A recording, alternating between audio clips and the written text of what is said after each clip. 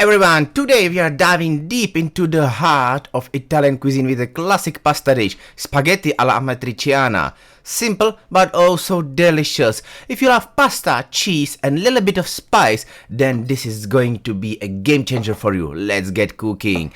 First things first, let's talk about guanciale. Now this isn't just any pork. Oh no, guanciale is an Italian cured meat that comes from the cheek or jaw of the pig.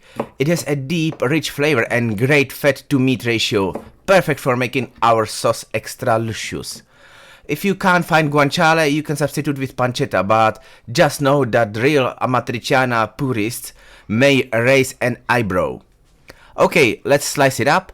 We are cutting our guanciale into the nice thin strips, not too thick and not too thin. These are going to be wonderfully crispy and release all the delicious fat. Trust me, you want this one in your life. Next, let's talk about cheese. Pecorino Romano is our cheese of choice today. This is hard, salty cheese made from sheep's milk, and it has a flavor punch that Parmesan can only dream of. We are going to grate a good amount here because honestly, who doesn't want more cheese? Fun fact, Pecorino has been enjoyed in Italy for over 2000 years. Romans knew what they were doing. Just look at the snowy mountain of Pecorino. It's practically beginning to part of this pasta. Now it's time to bring our spaghetti to life. Salt the water like the sea and don't skimp on the quality here. Good pasta makes all the difference. Spaghetti is perfect because its shape holds onto the sauce beautifully. While the pasta cooks, we'll move on the next step. On a separate burner, let's heat up some olive oil and get the guanciale in the pan. We want it to turn golden brown and crispy. Look at the sizzle. Oh, and let's season it up with a little salt and some black pepper. Now for a kick. We are adding a tiny red chili pepper. Finely chopped Amatriciana has to have a little heat. Adjust it to your liking, but don't be shy. This is the spice of life we are adding here. When the guanciale is perfectly crispy, we are going to deglaze with some white wine. About 200 milliliters or just shy of a cup. Wine adds this layer of flavor and balances the richness of the guanciale fat. Let it bubble away and don't worry, we are cooking out the alcohol. You won't be tipsy from this pasta. Now we are ready for our tomatoes. We are using San Marzano tomatoes, which are like the reality of Italian tomatoes. Sweet, juicy and the key to a great Amatriciana.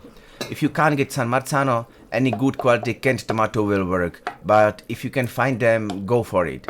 It's like having the Italian sunshine in your sauce. Use a wooden spoon to break them up a bit. We want some texture, so don't pulverize them. We will let it simmer for a few minutes, so those flavors can all melt together. Now it's time for the final touches. Add a bit of freshly grated pecorino right into the sauce for that salty cheesy goodness. When the pasta is ready, transfer it right into the pan with our sauce. Toss everything together and let it cook for about 1 minute or 2 minutes so the spaghetti can soak up all the flavors. And don't forget, your pasta can't be dry, so if you feel that it's dry, put some little bit of water from the pasta just straight into the pan. Alright, our spaghetti alla Amatriciana is ready to serve. Just look at the saucy, cheesy deliciousness. You can add a little extra pecorino on the top, that finishing touch, because honestly, there is no such a thing as too much cheese.